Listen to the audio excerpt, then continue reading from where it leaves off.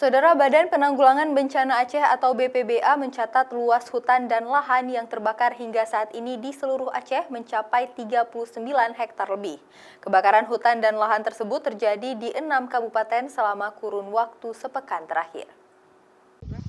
6 kabupaten yang terjadi kebakaran hutan dan lahan tersebut yaitu Aceh Barat Daya seluas 20 hektar, Nagan Raya 12 hektar, Aceh Barat 2,5 hektar, Aceh Besar 2 hektar, Bener Meriah 2 hektar, dan Aceh Selatan seluas 1 hektar. Sehingga total keseluruhan luas kebakaran mencapai 39,5 hektar. Data dari Badan Penanggulangan Bencana Aceh (BPBA) menyebutkan pihaknya bersama Badan Penanggulangan Bencana Daerah (BPBD) 6 kabupaten tersebut dan dibantu aparat TNI Polri terus melakukan upaya pemadaman.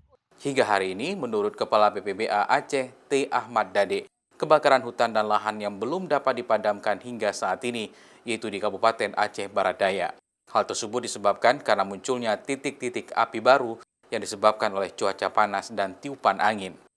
Jadi kita harapkan kepada pihak keamanan untuk mengecek bahwa kebakaran di dalam area HGU mereka itu apakah itu faktor kesengajaan ataukah merupakan kesalahan-kesalahan dari pihak lain atau mungkin juga dari pihak alam.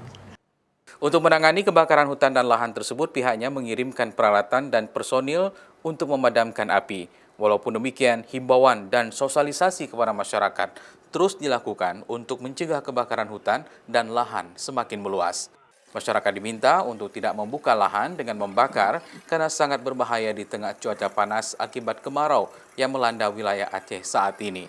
Termasuk mengingatkan kepada pemilik perkebunan besar, terutama di Nagan Raya, untuk menyediakan menara pemantau dan tim penanggulangan kebakaran sendiri. Mustajab, Kompas TV, Banda Aceh.